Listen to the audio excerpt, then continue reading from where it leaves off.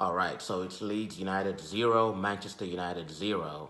Um, I was not expecting a goalless draw, but it was an entertaining game for a 0-0 game. It was quite entertaining. Um, for the neutrals, yeah, entertaining, but not for me at all. The starting lineup, as soon as I saw it, I thought it was a rubbish. I thought it was a rubbish lineup. I don't know what Daniel James was doing in the starting lineup. I understand the manager trying to match the intensity with which Leeds United plays. But if that's the goal, you could have achieved that goal with Fred and McTominay and Bruno Fernandes, because quite frankly, those three players, they were enough to match the intensity of Leeds United. Daniel James offered absolutely nothing today.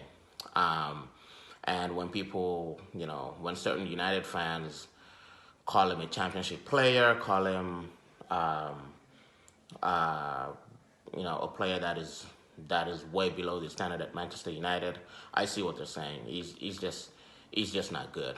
Um, I can't pick out one good thing Daniel James did today. I'm really struggling. Maybe one time where he managed to make a run through the midfield and lay the ball off to, I believe it was Fernandez or something, but he was very poor. He was very poor. And what a Daniel James does to you in your team is that when it comes time to get that creativity, to get that kind of footballing IQ, when you get to the final third of the pitch, he doesn't give that to you. He doesn't. He just runs up and down, and but the end product in terms of whether it's finishing or whether it's finding that last um, that last pass in the final third, he offers absolutely nothing. So in my book today, we played with 10 men because Daniel James was absent. Um, Overall, I mean, the game was all right.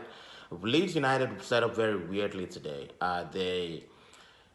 We know they're an intense team. They play with they play with a lot of speed, a lot of intensity. But at the same time, the way they defended today, they didn't park the bus. They didn't park the bus, but they managed to stifle every single attack that we try to put on their end of the goal. At every single point, there was never enough space to get behind their back line. There was never enough space.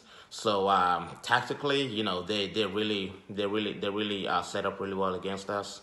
I I did enjoy. I actually did. One positive I saw from us today was that we were more positive. We were very positive in the way we played today.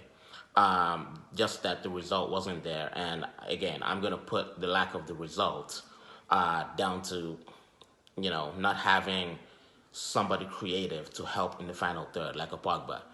So, still, the substitutions came too late for me. I don't know why. I don't know why you would wait until 15 minutes to the end of the game to make your first sub. Donny van de Beek came in too late. Cavani came in too late. But we're used to this by now. I mean, I'm not at this point. I'm tired of being a dead horse in that regard. But looking forward to the next game, the Roma game. That's going to be a lot more difficult in terms of finding space behind the Roma backline.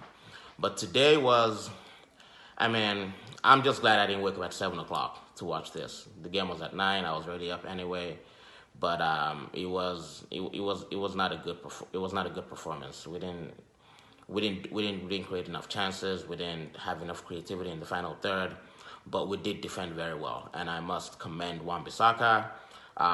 Shout out to Maguire and Lindelof as well. Luke Shaw did brilliantly going up and down that left flank. But 0-0. I kind of expected us not to win this game, but